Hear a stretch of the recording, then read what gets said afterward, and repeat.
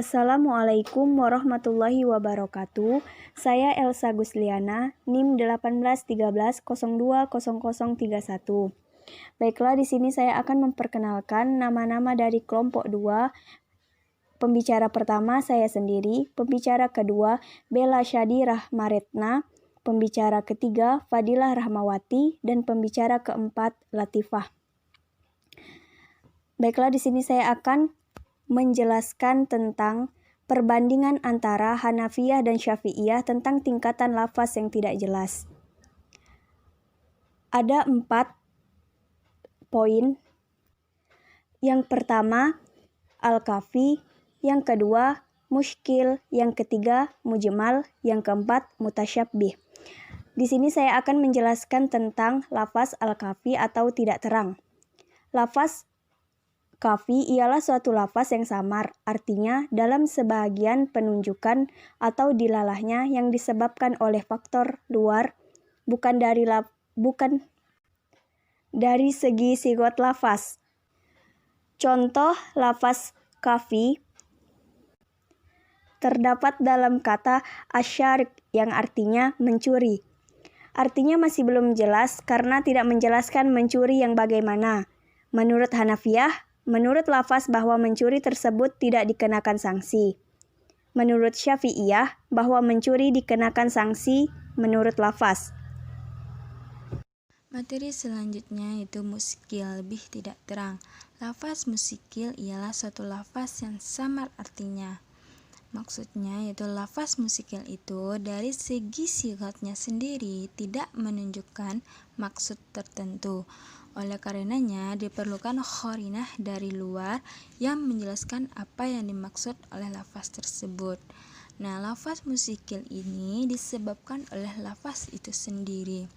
Contoh dari lafaz muskil yaitu terdapat pada huruf qari', yang mana ada beberapa para ahli berbeda dalam melafazkan huruf qari' tersebut. Nah, menurut Abu Hanifah, huruf qari' tersebut diartikan sebagai haid, sedangkan menurut Syafi'iyah huruf qari' tersebut diartikan sebagai suci. Baiklah, saya akan melanjutkan materi dari kelompok kami, yaitu poin ketiga, mujmal atau sangat tidak terang. Lafaz mujmal dalam pengertiannya sederhana adalah lafaz yang maknanya mengandung beberapa keadaan dan beberapa hukum yang terkumpul di dalamnya. Lafaz mujmal ini lebih samar atau tidak terang dibandingkan dengan lafaz sebelumnya. Poin keempat, mutasyabbih atau paling tidak terang. Lafaz mutasyabbih secara bahasa adalah lafaz yang meragukan pengertiannya karena mengandung beberapa persamaan. Dalam istilah hukum, lafaz mutasyabbih adalah lafaz yang samar artinya dan tidak ada cara yang dapat digunakan untuk mencapai artinya. Ketidakjelasan lafaz mutasyabbih ini adalah karena sigotnya sendiri tidak memberikan arti yang dimaksud.